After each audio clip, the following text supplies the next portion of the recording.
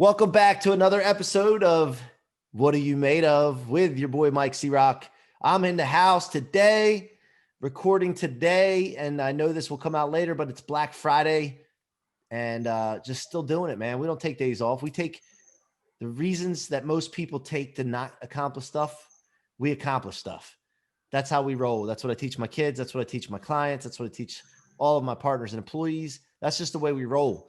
And let me remind you that the Rocket Fuel book is out, ready to go, teaching you how to turn setbacks into rocket fuel, not just fuel, but rocket fuel to get you into outer space, away from gravitational pull, away from other people's problems, so that you can pick your problems you want to deal with.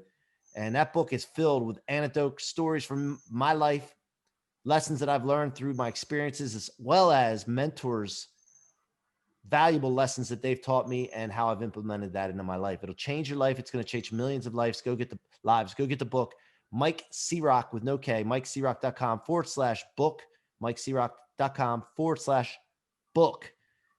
With that being said, I want to welcome everyone to the show. Thank you for listening. I'm so thankful for your listenership, for your support of the What Are You Made Of movement. And your boy C-Roc, I don't even know why I say that, by the way. I started saying that one day and it just kept doing it. And, I'm your boy.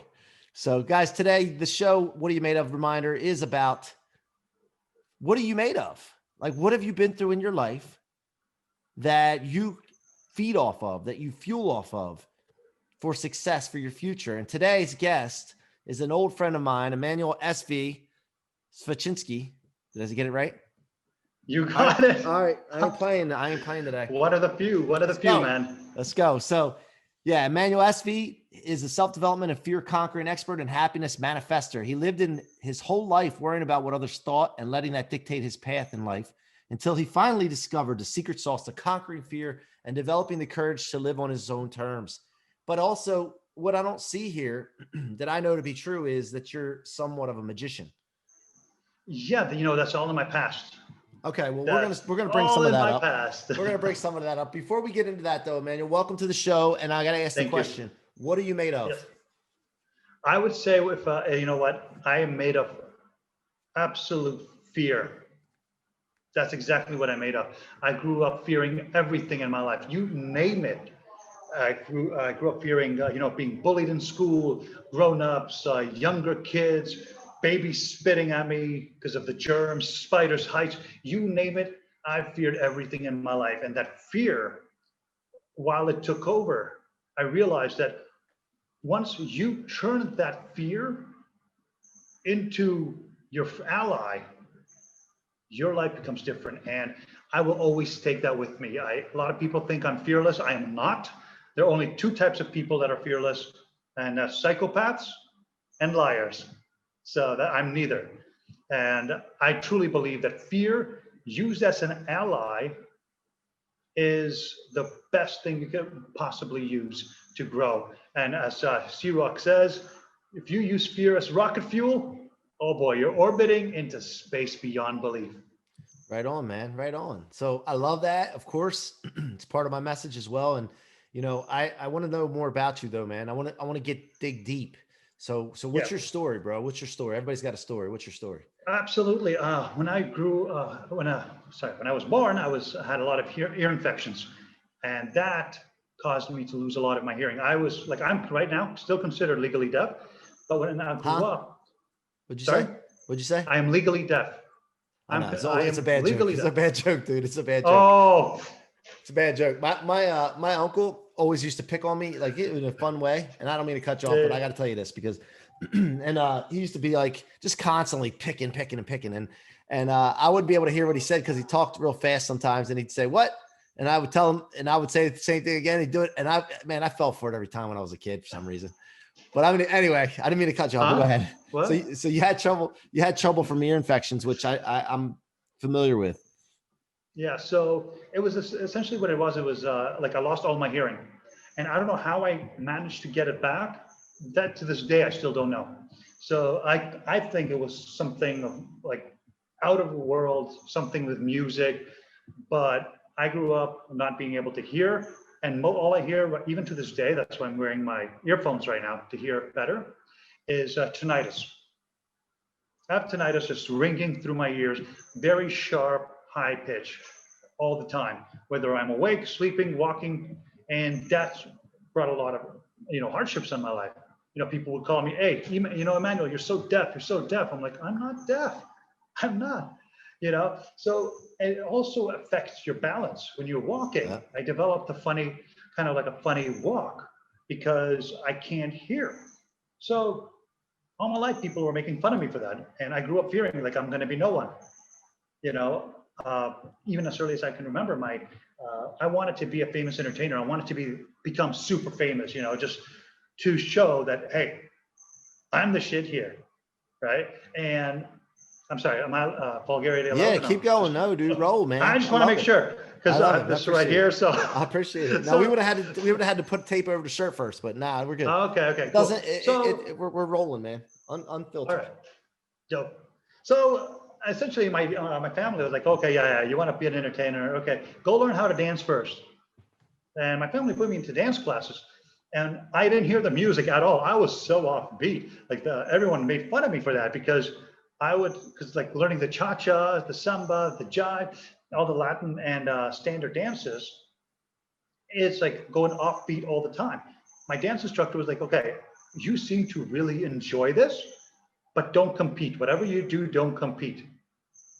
And I was like, I'm 11 years old. I'm like, what? Don't compete. Screw you, I'm competing. What's the next competition? And I put this pressure on myself and I don't know what to do with it. I knew I couldn't hear the music. I knew if I was going to go and make a fool out of myself, I'd have to make a fool out of my partner as well. I didn't want that. Because my partner at the time, she was like vicious. Like we were both 11 and I was afraid of her because I thought she was going to kill me. So I had to figure out a way how to properly dance. Even though I knew the moves, when it's off rhythm, it just looks weird. Yeah. So I knew like I can't hear it. So I learned how to feel the rhythm instead, like the bass of the beat. It's like for cha-cha, it's like 1, 2, cha-cha-cha, 2, 3, cha-cha-cha, 1, 2, right? Or Roomba is like 1 and 2, 1 and 2. So I was feeling that. And in the first competition, I went on winning the 7th place. Being like, not knowing what the hell was going on, out of 20 people, I won 7th place. I'm like, okay, this teacher told me I should never compete. Screw you, I'm gonna go find a better teacher that believes in me. Yeah.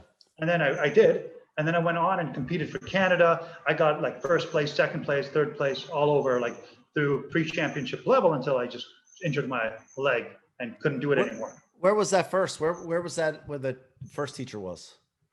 The first teacher was in Canada. Canada. Okay. I was born in Latvia in 1986. I moved to Canada, I believe, 1991, just before I turned 5 years old. Okay, gotcha. Gotcha. And ever since, it was just people were like, "Oh, don't do this, don't do this," Then after losing, like I just really crushed my leg. I was playing volleyball, spiked the ball, landed badly, and that was it. I couldn't really continue dancing. I'm like, crap.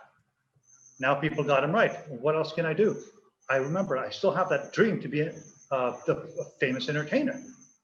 When I was 6 years old, I saw Ace Ventura: Pet Detective for the first time. Jim Carrey was always my ultimate inspiration. So I want to be that entertainer, and I got into magic. But I got into magic because I was bullied constantly in high school. I was called Skeletor because I used to be 135 pounds. I was like a stick. And I was name called, I was bullied throughout everything. And I'm like, I didn't believe in myself. I lost that belief. And then my dad passed away. The only person that told me, yeah, you could do anything you want, passed away when I was 15 years old. Then I went to a psychiatrist and a psychologist because, when you go through a tragic loss, especially at a young age, you're bound to get really sad and depressed. Yeah. Right? You're just like, what the fuck do you do now? The person you look up to is just one day he's there, then he's like in the hospital, then boom, gone. It's like, it was such a shock.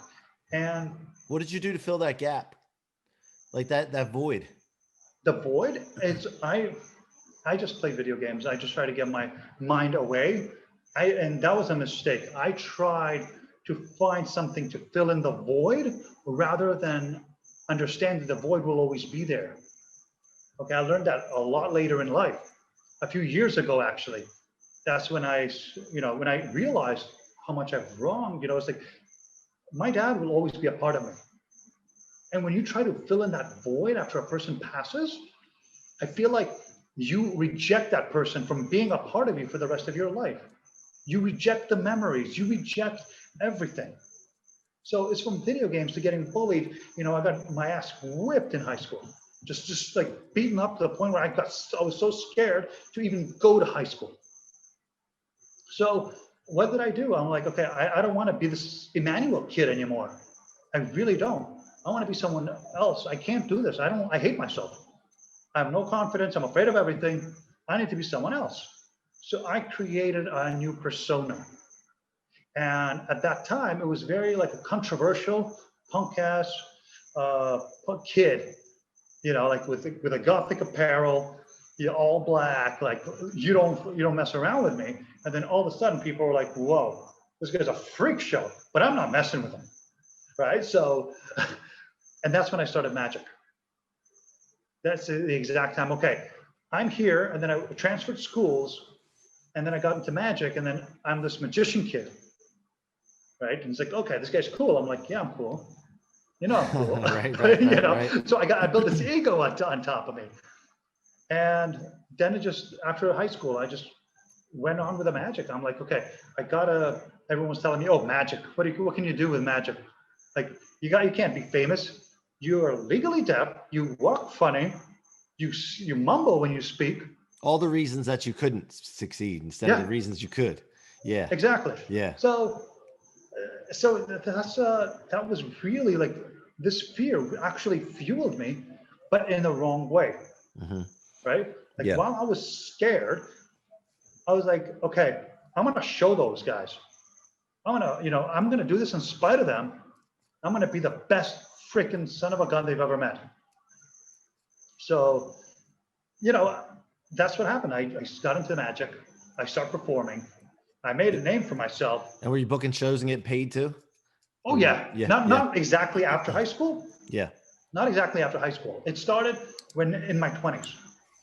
In my 20s when I actually built this, I went under Jack Magical Arts Specialist. I got a lot of shows. The brand started building up.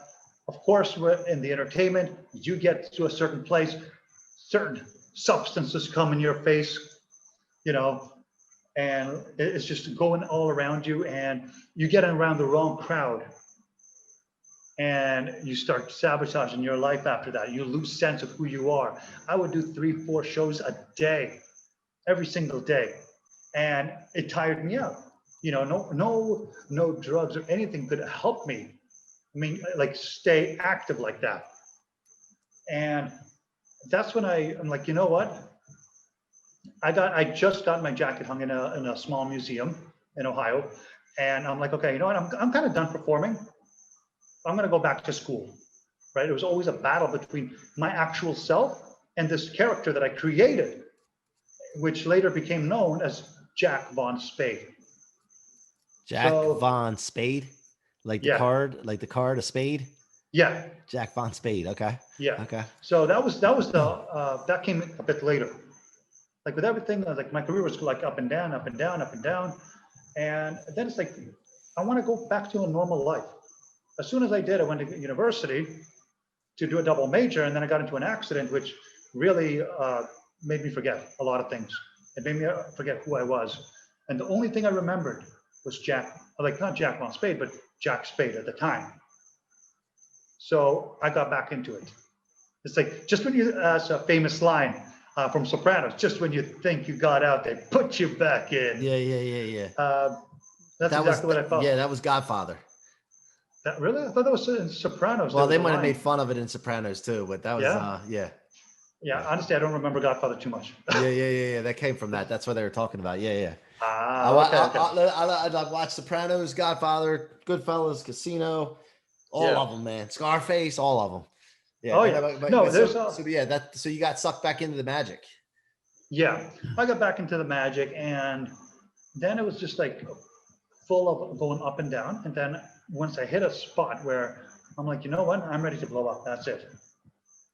I am not going to be that little magician guy anymore. I'm going to be like, if I want to be the best, I got to do different things. While all the magicians were charging 150, 250 per show, I was there. I knew my skills. My skills were different. It's because I catered to people. I was a people person, not a trickster. I never considered myself a magician, right? And I'm like, you know what? I'm going to go and become a walking reality TV show. That was my brand. That was when I started coming up with the whole Jack Von Spade thing. And then that just took over my life. I lost all sense of who I was as a person, as a human being that I am right now. And I was just like going up, just blowing up, performing in like massive shows, performing, being in VIP parties. To book a show with me, people had to they had to show me something that would get me interested. I was starting to select my shows. I was starting to build a name. People were starting to grab me from the street. And I'm like, yeah, let's take a photo, cool, autograph, cool. And what I didn't realize at the time, that after I got home, after all of this, it sounds awesome, like a rock star lifestyle, right? Everyone dreams of it. But when I got home, I realized I was still scared shitless. I still had the fear of judgment. I still self-sabotaged like crazy, right? I didn't believe in myself. It was all of this facade that I become. So what do? I try to find a way to overcome fear, but overcoming fear didn't do anything for me. If you overcome fear, it's like this is fear. You jump over it, and you go forward. But the fear is still there, and that's what a lot of people are. Here, I talk about this, man. This is the problem right here, and I know you know this, but you can't store the fear in your trunk. You got to store it in your tank. Exactly. Because it's got to be fuel, right? It can't be just gotten by. I'm not the kind of guy that just gets by on things, man. I don't just survive things. I got to thrust out of it. Thrust is a must for me. So that's what you're talking about, right? Exactly. Like I'm talking about, like in your terminology, you got to understand where the root cause of the fear, right? Because you got to rip it out. If you go like this, you're going with the trunk. The fear stays in your trunk, and you're still going. And then when you're feeling down, the fear will strike, and that's when it's going to hit hard. But if you understand the root of the fear, you're able to take it, put it in the gas tank, and go. Right? So how, to your advantage. So how did you overcome? How did you overcome? Not just overcome, but figure this out and be able to use it as fuel. Yes, and that's exactly the thing. I've taken several different courses. None of them helped me because they all talk about overcoming, and that's exactly not what I'm doing. I realized that everyone has fear. At first, I thought, okay, I look at Johnny Depp, I look at Conor McGregor, all those big shots. I'm like, they're so fearless. But then as I grew older, just about 4 years ago, I realized that, okay, this fear is there. They just don't show it. And I really studied Conor McGregor, and I realized this guy goes in a cage, he knows he's about to get punched in the face. Okay, all MMA fighters do that. But they use it. They're like, okay, I'm about to get punched in the face. So this guy is going to probably try to jab me with a left. So I'm going to move to the right. So you miss the jab, and then you can strike back. Like mixed martial arts speaking. But what I've really done is I've identified, okay, yes, I'm scared. A lot of people, they refuse to believe that they're scared. They just don't want to admit it because it's going to affect their image, right? And when you don't admit it, you can't go forward because you have to admit it. You have to accept it. And then you have to understand, where did that fear come from? What is the main source of that fear, right? Like for me, one of the biggest things I feared was heights. And let me tell you. Heights. Yeah. I was scared shitless of it. Me too. Matter of fact, when I go somewhere like on a Ferris wheel with my kids, my feet, my Achilles heel into my heel feels like a pain. And I don't know why. I can't express, I can't explain the reason that it's happening, except for maybe when I was a kid, I jumped off something and I felt a pain in my feet, and it just reminds me. But something it's from past experiences. Exactly. Yeah. Now that's goes to step 2. The why. Why are you afraid of it? What is the root cause? And to do that, you have to ask yourself why. right? Why are you, okay, from past experience, you believe that you jumped off something high and then you hurt your feet, right? How high was it actually? When you were younger, jumping off a chair can hurt your feet, right? And that's when I realized, for me, I fell off 2 steps when I was like 2 years old in Latvia. And that triggered, like I fell, but for me at that time, it felt like I was falling forever. Right. And that thought got stored in the back of my mind. So let's say when I was going up climbing like a temple in Mexico, I'm getting vertigo. I'm like, oh crap, I don't want to fall, I don't want to fall. But no, that fall was 2 steps. Now, Two steps. Wait a minute. But though, isn't the fear though good in fact that you don't want to fall from a large height because you know you will die or get hurt really bad? 100%. So But it's also telling you, use that. it's also telling you to be careful, kind of too, right? Yeah, it's be careful, but also it's like, usually when fear strikes, you're in a negative mindset. So what you're going to hear, like for example, I'll put into business perspective. You're investing in a program, right? You're about to spend $5,000 on a program, $2,500 on a program. Automatically, you're like, oh shit, that's a lot of money. That's a lot of money. That's a lot of money. That's fear. Mm-hmm. The fear of that program may not help you. Yeah. But both you and I know if we invest in thousands of dollars in a program, oh, we're getting a lot of help. Yeah. Right? So we don't have a problem with that. But maybe some people who got screwed over from a $500 program or a $300 program, or hell, even a $50 program. That's complete crap. $50 programs are not always helpful. Yeah. Right? Yeah. Maybe $20, $15.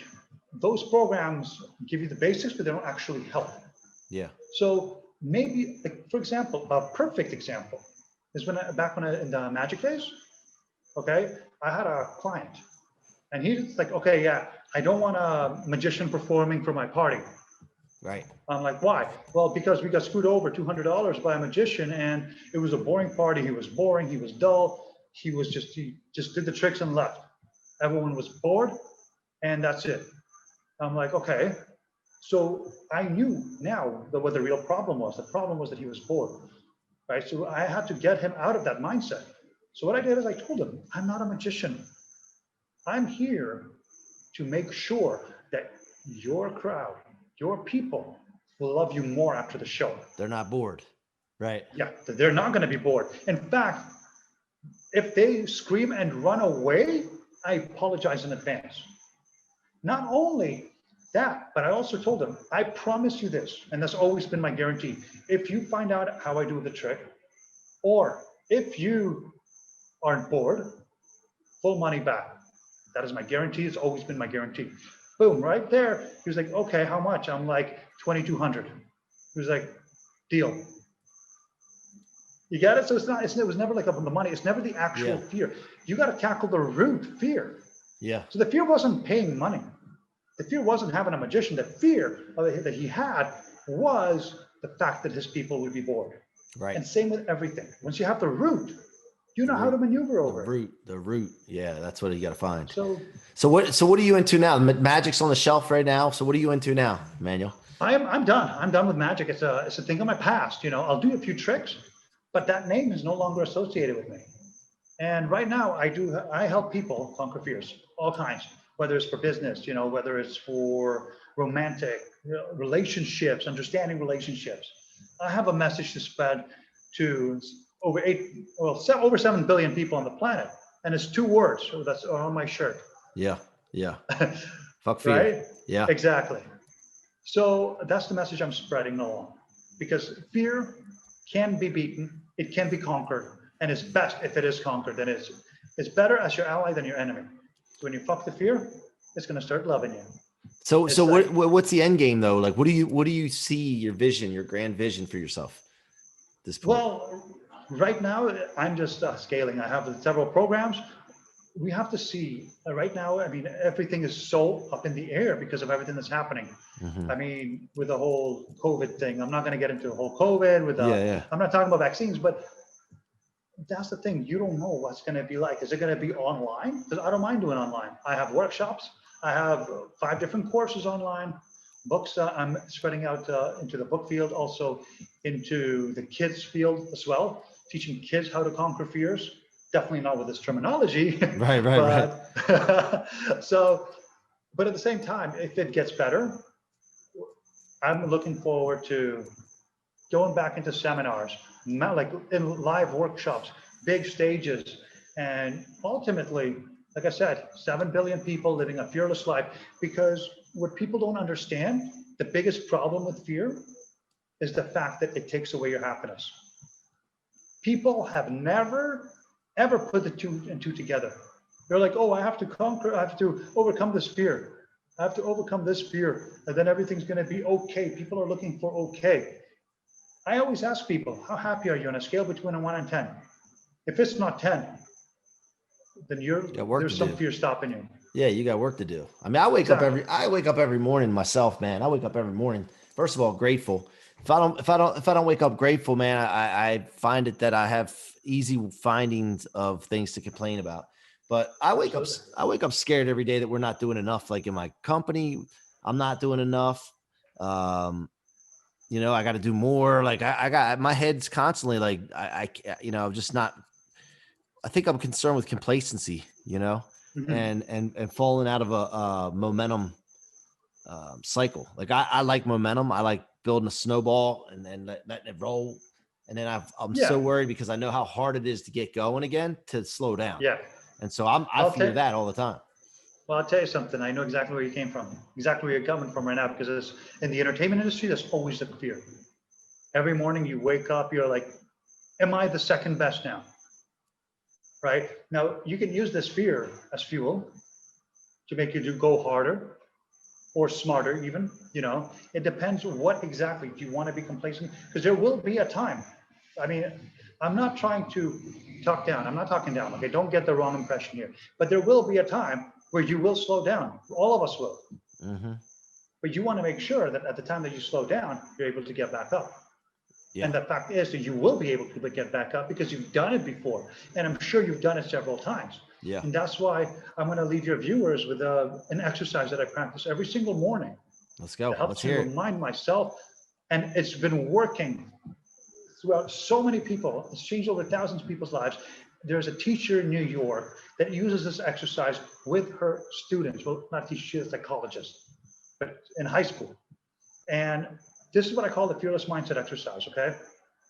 When we wake up, we tend to think about other things. Oh, I got to prepare something for work. I got to prepare something for my kids. I got to prepare something for my spouse. I got to prepare something for this, that, or the other. What we don't focus on is preparing for ourselves.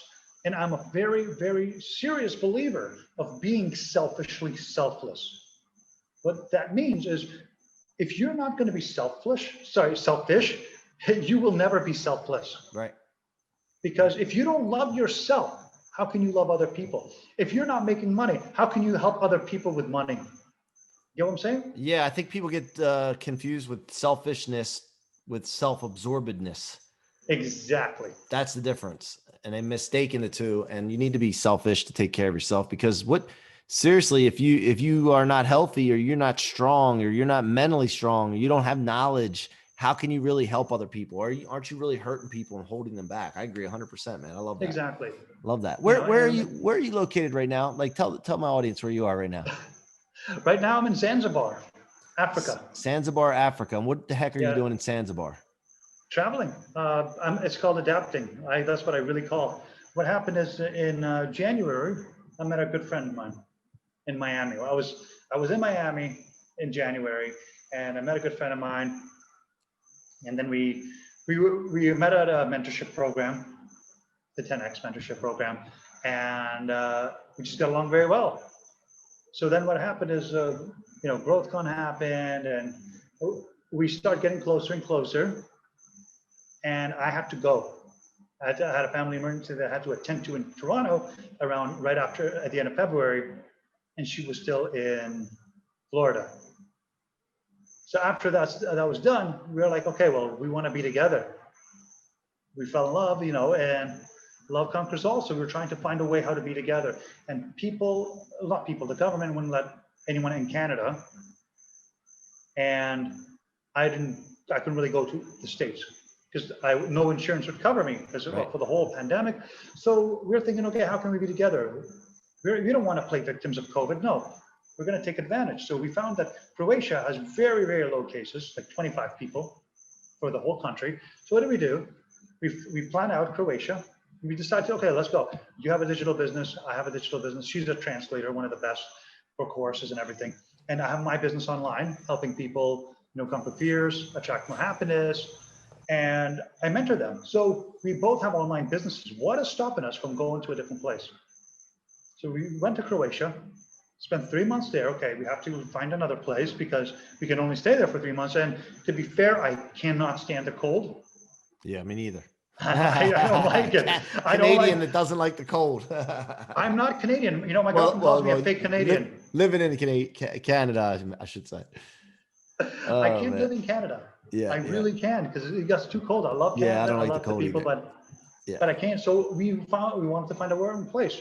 Okay, we looked for a place with the absolute lowest cases of COVID, and we found in Tanzania.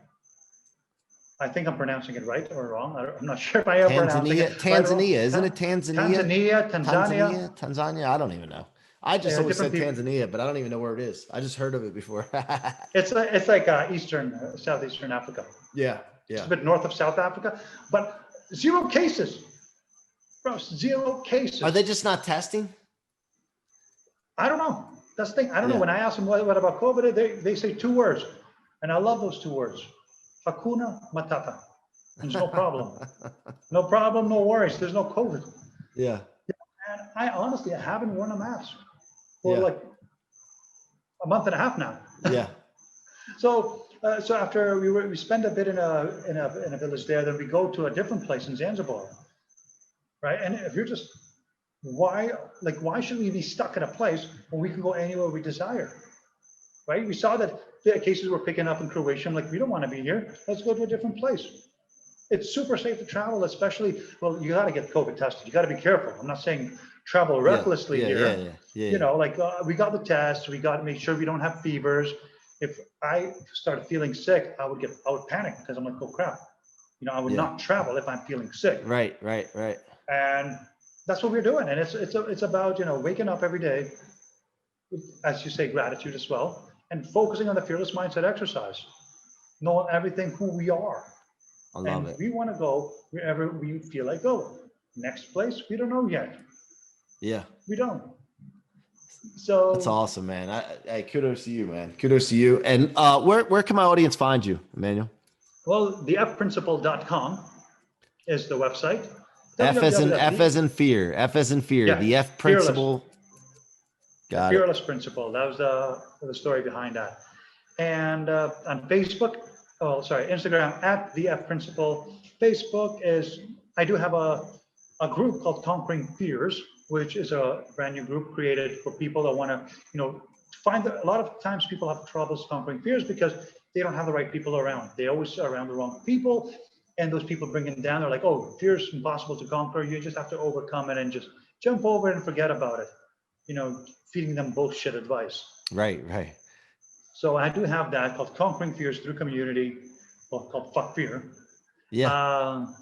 So it's just guys, go find him, man. Go find Emanuel. Go to thefprinciple.com. Go on Instagram at F Principle or the F Principle. The F Principle. The F Principle. Go find him, engage with him, tell him that you heard him here on the What Are You Made Of podcast, and go support him. If you have an issue with fear, if you're not sure what to do, go talk to him. He'll help you out. And then maybe how about investing in his programs and maybe see if they work for you, which I know they will.